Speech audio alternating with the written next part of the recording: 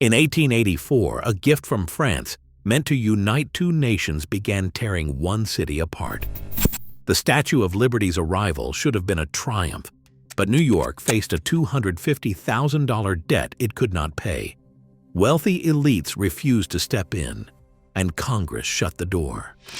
Ridiculed in the press and humiliated as the statue sat stranded in crates, New York's leaders watched public faith and the project itself crumble. How did a promise of liberty nearly ruin the nation's greatest city? The answer begins with a crisis no one saw coming. The first whispers of trouble began with a number. As plans for the Statue of Liberty's pedestal took shape, the estimated cost landed at $250,000, a sum that, in the 1880s, rivaled the price of the statue itself. Adjusted for today, that is roughly $7 million, all for a base to hold up France's grand gesture. The American Committee for the Statue of Liberty, led by prominent New Yorkers, had promised to fund the pedestal without ever truly understanding the scale of what they had agreed to. Early optimism faded as the true costs came into focus. Architect Richard Morris Hunt's original design called for a massive, solid granite structure soaring nearly 90 feet above Bedloe's Island. Granite alone would have devoured the entire budget. Even after Hunt switched to a concrete core faced with granite, an engineering first for its size, the price tag barely budged. Every shipment of stone, every barrel of cement, pushed the total higher. The foundation alone required 27,000 tons of concrete, forming walls up to 20 feet thick. This was the largest concrete pour attempted in the United States at the time, and it was happening on a windswept island in New York Harbor, far from the city's financial heart. Meanwhile, fundraising limped along. By the time the cornerstone was laid in August 1884, the committee had only a fraction of the money needed. The reality was stark. The United States had taken on an obligation that now hovered at $400,000 when all costs were counted, about $11 million in today's terms. As the bills mounted, the gap between ambition and available cash became impossible to ignore. Donations from the city's elite had slowed to a trickle. Some believed the federal government should cover the expense. Others saw the project as a distraction from more urgent needs. When the New York State Legislature offered $50,000 to help, Governor Grover Cleveland vetoed the bill, arguing the state should not pay for a federal monument.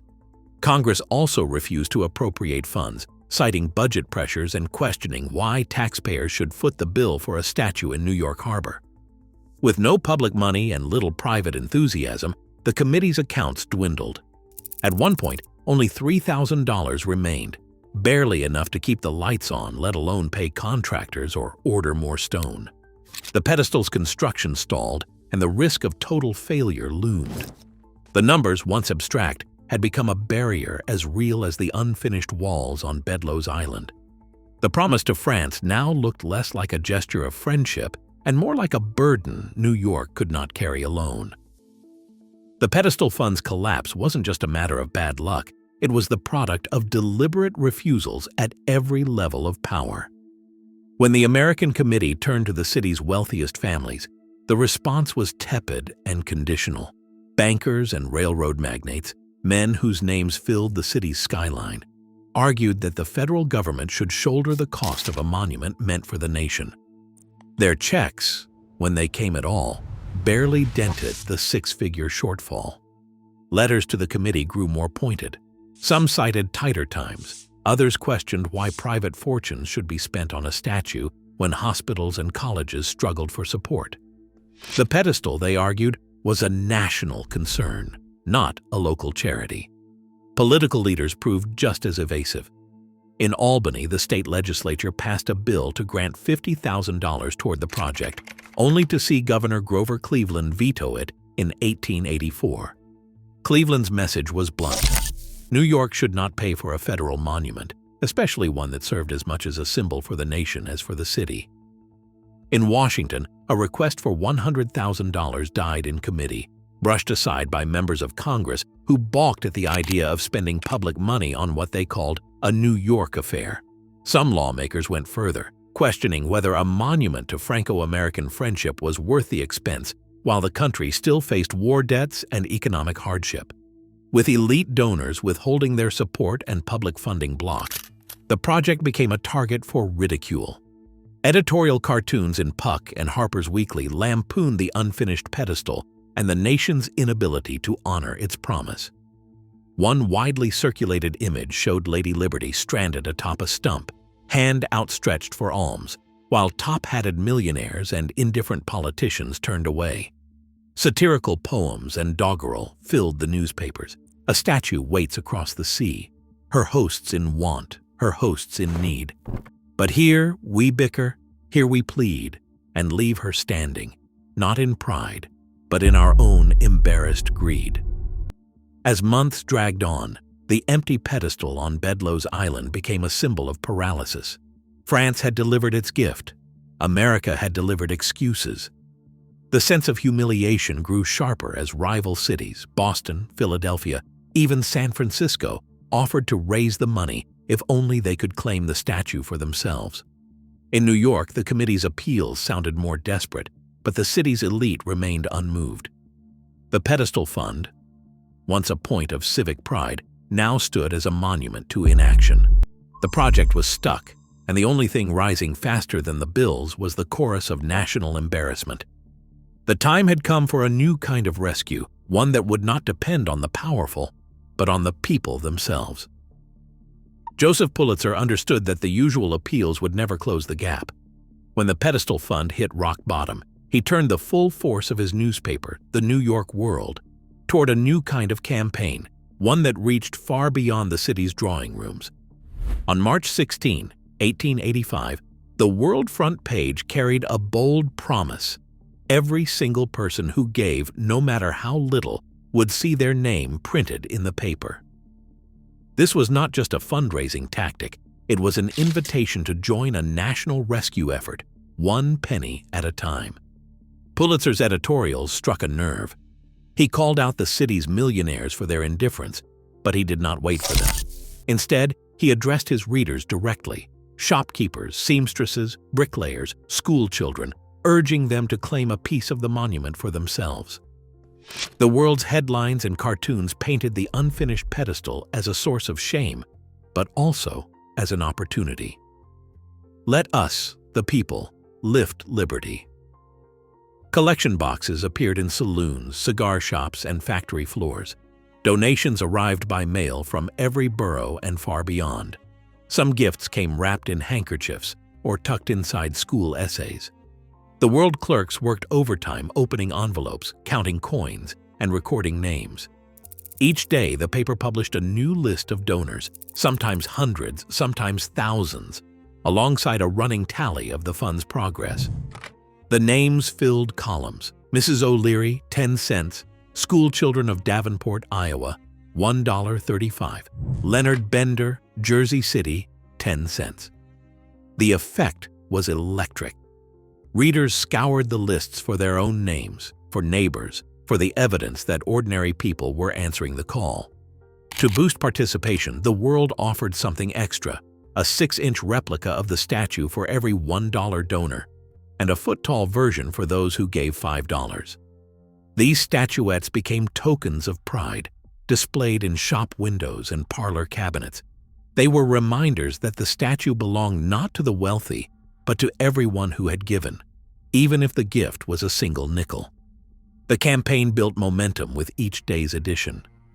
As the donor rolls grew, so did the sense of shared purpose. The World's editorial columns chronicled the race against time, the mounting pressure, the skepticism of rival papers, but the lists kept growing. By midsummer, the World offices overflowed with letters and coin boxes. The paper typesetters raced to keep up with the flood of names, sometimes stretching the donor lists over several pages. The promise to print every name, no matter how small the gift, turned the act of giving into a public declaration. The campaign did not just raise money, it created a movement, one that made the statue a national project in fact, not just in theory. Pulitzer's strategy was simple but radical. If the powerful would not save liberty, the people would. Every name in print became proof that the city's rescue did not depend on the generosity of a few, but on the determination of the many. The mechanics' collection boxes, printed lists, statuette premiums, and daily tallies transformed the world's campaign into a living ledger of civic action. In the end, the fundraising drive became as much a monument as the pedestal itself, a record of how, in the shadow of failure, a city found its resolve in the smallest gifts. Nearly 120,000 people had sent in donations to the New York World. The final tally reached just over $102,000, enough to close the gap that had stalled construction and left the statue's future in doubt. But it was not the sum alone that stunned the city. It was who gave, and how much. 8 out of every 10 donors sent less than $1. Pockets emptied of nickels and dimes, wages set aside by workers, pennies collected in schoolrooms and church halls. These were the gifts that built the pedestal. The world's ledgers overflowed with names: seamstresses from the Lower East Side, dock workers from Brooklyn, immigrant families in Jersey City, entire classrooms from Iowa and Ohio. Some donations arrived with careful notes that read, "From the children of Miss Taylor's class, 85 cents. Others came in battered envelopes, a single quarter or a handful of copper coins, sometimes accompanied by a letter in broken English or a child's drawing. The paper's promise to print every name meant that each contributor, no matter how small the gift, could see themselves as part of something monumental. The sheer scale of participation was unlike anything the city had seen. Clerks at the World worked late into the night, counting coins and entering names into giant subscription books. Each morning, the paper published columns of donors, hundreds at a time, stretching across pages. Readers scanned the lists for familiar names, proud to find themselves or their neighbors among the ranks of liberty's builders. The campaign turned giving into a public act, a badge of belonging to a national cause. The diversity of the donor roll reflected the city itself. Factory floors organized collections, with foremen sending in the proceeds under the name of the shop. Unions pooled small change from their members. Church congregations passed the plate for liberty after Sunday services. Even a home for recovering alcoholics in Brooklyn scraped together $15, a sum that represented real sacrifice. Geography, too, told its own story. Though most gifts came from New York and New Jersey, envelopes arrived from as far as California, Minnesota, and Texas. A kindergarten class in Davenport, Iowa, sent $1.35. Buffalo's mayor gave his entire $230 salary. The World's appeal had reached across the country, turning the pedestal into a truly national project. The effect was immediate and transformative. With each day's receipts, the committee's accounts grew stronger. Contractors who had gone unpaid saw hope that work would resume. The threat of cancellation faded as the cash reserves finally matched the towering ambition of the pedestal's design. The $102,000 raised by ordinary Americans did more than fill a financial gap. It proved that the statue belonged to the people, not to the powerful. The ledgers themselves became a record of thousands of small acts that, together, rescued liberty from the brink. Construction crews faced a challenge that had never been attempted on American soil. The pedestal's foundation demanded an immense concrete core, 20 feet thick in places and stretching nearly 90 feet skyward. This was not a hollow shell or a simple plinth. It was a fortress of poured stone, engineered to anchor the weight of copper and iron that would soon rise above New York Harbor. At the time, no one in the United States had ever poured so much concrete in a single project. The foundation alone swallowed up 27,000 tons, its mass rivaling the largest civil works of the era. Each batch had to be mixed, hauled, and set before the next layer could be poured, all while the clock ticked and creditors waited. To face this concrete giant, the engineering team turned to Stony Creek granite, quarried in Branford, Connecticut. Massive blocks arrived by barge, cut to precise measurements and maneuvered into place against the concrete's rough face. The job required iron anchors and careful alignment, marrying traditional stonework to modern mass construction. Every granite slab was a gamble, ordered, shipped, and installed with the hope that fundraising would keep pace with the bills. The granite's pinkish hue gave the pedestal its distinctive look, but beneath it, the concrete core was all business, designed to outlast storms, salt, and time itself. As the walls rose, the scale of the project became clear. The pedestal was not just a support, but a monument in its own right, taller than many city buildings, rooted in the star-shaped remains of Fort Wood, and built to bear the weight of dreams shipped across the Atlantic. Each day brought new risks, cracks in the concrete, delays in granite deliveries, and the constant threat of work grinding to a halt if the money ran out again. Yet with each successful pour and every granite block set, the pedestal inched closer to completion, transforming raw ambition into something solid and enduring. Charles P. Stone stood at the center of a construction site that ran on borrowed time and faith. With the pedestal finally reaching its full height, the next phase called for a feat just as daunting, reassembling the statue from nearly 300 separate copper panels, each one shaped and numbered in France, each one waiting in a crate on Bedloe's Island. Shipments of iron, granite, and copper arrived by barge, often before the money to pay for them had cleared the committee's accounts. Orders went out to suppliers with the hope that the fundraising would hold, but there was no guarantee. Stone kept the crews moving in split shifts, working from sunrise into the night. Steam cranes lifted massive iron beams into place, forming the skeleton designed by Eiffel. Teams of riveters and fitters climbed the growing tower, bolting copper plates to the iron frame and matching every seam to Bartholdi's original plans. Any mistake risked a misfit that could not be covered. There was no extra budget for new parts, and there was no time for do-overs. As the statue began to rise, the pressure was relentless. Every day's delay meant more wages owed, more bills stacking up, more anxious letters from suppliers.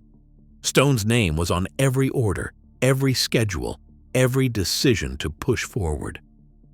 By the spring of 1886, the last copper sheets were in place. Liberty's arm lifted above the harbor, and the gamble had paid off. The statue stood not because the money was certain, but because the risk was taken, and the work never paused. Today, the Statue of Liberty stands not as a gift from government or elites, but as proof that ordinary people can shape history, even when institutions fail. At a time when public works often struggle for funding, her story reminds us that democracy's most enduring symbols are built on collective sacrifice, not privilege. Liberty's true foundation is the will of the people. What would we choose to build together now?